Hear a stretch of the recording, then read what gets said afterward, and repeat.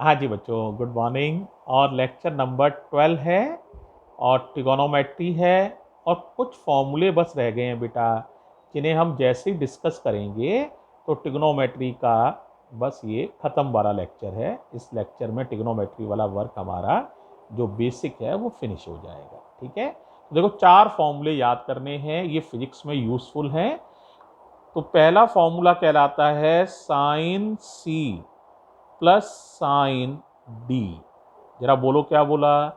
Sign C plus sine D. Answer ध्यान से सुनो। टू साइन, टू तो आएगा ही हमेशा, two sine C plus D by two, यानी दोनों एंगल्स को जोड़ो सी और डी को और आधा कर दो। सी माने पहला एंगल, डी माने दूसरा angle, C plus D by two cos, दोनों एंगल्स को सब्ट्रैक्ट करो, सी में से डी को सब्ट्रैक्ट करो तो cos C minus D by to.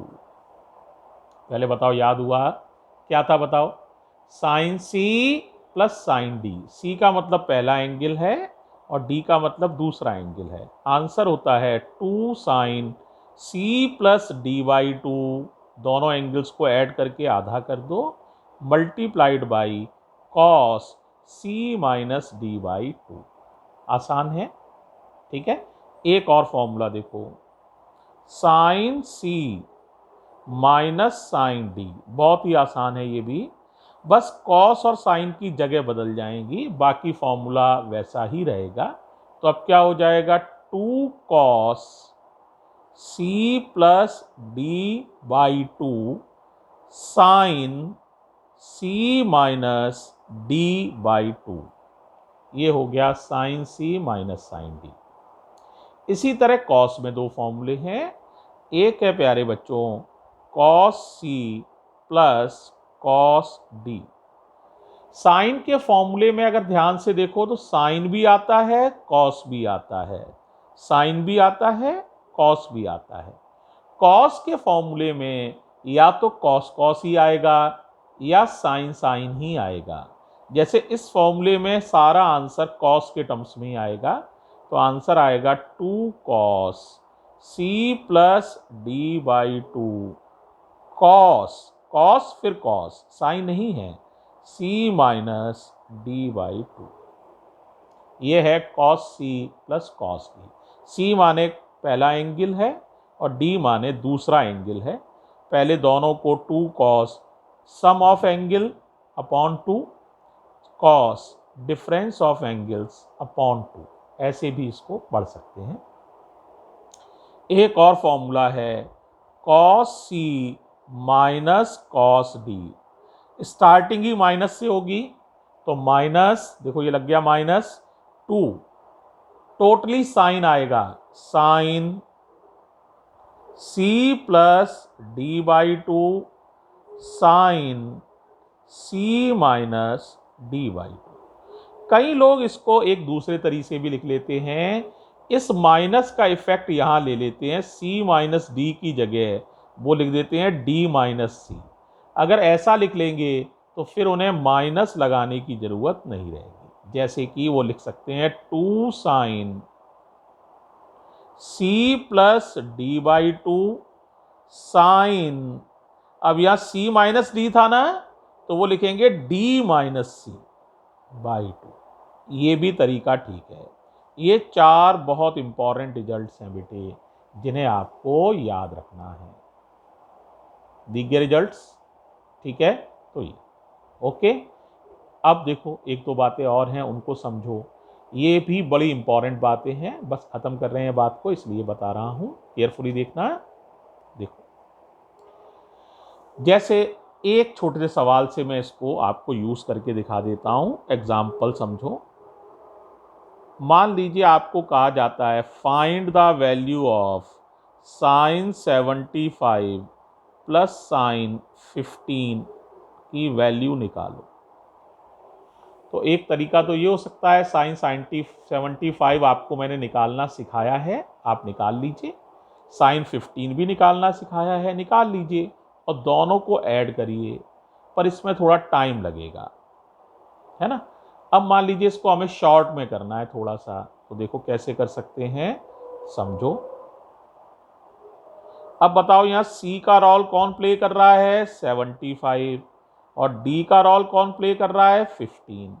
Formula हो गया sine C plus sine D। तो बताओ इसका आंसर कितना हो जाएगा, 2 sine C plus D, 75 plus 15 by 2, ये वाला फॉर्मूला लगा रहे हैं, cos C minus D, 75 minus 15 upon 2। अब बताओ ये कितना हो जाएगा, 2 साइन 90 बाई 2 यानी 45 कॉस 60 बाई 2 यानी 30। क्या आप साइन 45 की वैल्यू जानते हैं, 1/√2 होती है। कॉस 30 भी याद होगा, √3/2 होता है। 2 से 2 कैंसिल हो जाएगा, तो आंसर हो जाएगा रूट के अंदर ही 3 और रूट के अंदर ही 2, अंडर रूट के अंदर 3/2 आंसर। इस तरह से कई जगह ये फॉर्मूले हमारी बहुत हेल्प करते हैं, जैसा कि आप देख पा रहे होंगे। ठीक है, अब एक दो बातें और इसमें बता रहे हैं, ये मैंने एक यूज आपको समझा दिया है तो उसको समझोगे। ठीक है, देखो बच्चों, अब मैं बता रहा हूं, अगर एंगल बहुत छोटा हो तो आपको बड़ा अच्छी 3 रिजल्ट्स याद रखने हैं। तो मैं आपको बात कर रहा हूं, इफ एंगल, एंगल किस में नापा जाता है, रेडियन में, ये ध्यान रखना, इज स्मॉल एनफ,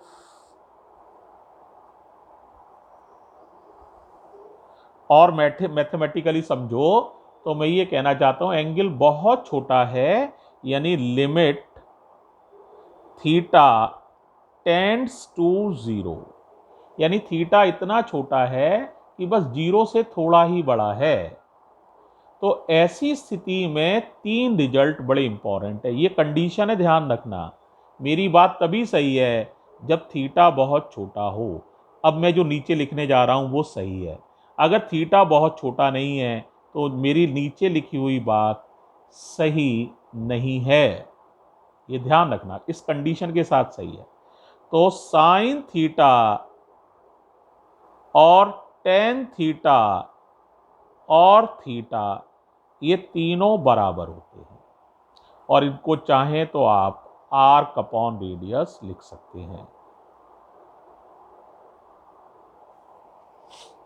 कौन कौन बराबर होते हैं, sine theta is equal to tan theta is equal to theta, ठीक है, and equal to arc upon radius. और कॉस थीटा 1 हो जाता है, कॉस थीटा 1 हो जाता है। या तो इसी तरह रिजल्ट को याद कर लो, ये काफी अच्छा ही लिखा है।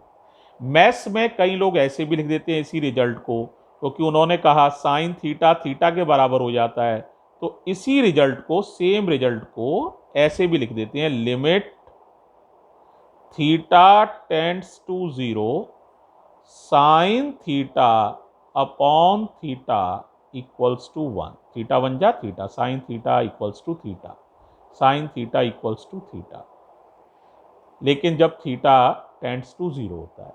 ये फॉर्मूला काफ़ी यूज़ किया जाता है, ठीक है, तो ये बात भी आपको ध्यान रखनी है। तो बोलो क्या है, अगर एंगल बहुत छोटा हो, बहुत ध्यान देना इस बात पर, तो साइन थीटा और टेन थीटा में कोई अंतर नहीं है, इवन थीटा में भी कोई अंतर नहीं है। लेकिन थीटा डिग्री में नहीं नापना है, खास बात है, थीटा को रेडियन में नापना है यहाँ, और इसीलिए उसकी वैल्यू मैं लिखी है arc upon radius. Arc upon radius जब रेडियन में नापें तभी ये बात सही होती है, ठीक है। जैसे 30 डिग्री यहाँ नहीं सही होगा, π/6 सही है, ठीक है, समझ में आई बात। तो डिग्रीज में नहीं नापना है थीटा को, ओके ओके, और थीटा छोटा होना चाहिए, दूसरी इंपॉर्टेंट बात। तो ये बात सही है, कॉस थीटा की वैल्यू 1 होती है, या limit theta tends to 0 sine theta upon theta equals to 1, ठीक है। It is something about trigonometry. इससे आपको बेटा पूरे 11th और 12th की ट्रिग्नोमेट्री जो कि फिजिक्स में यूज़ होगी उसे करने में कोई दिक्कत नहीं आएगी। ठीक है, थैंक यू बच्चों।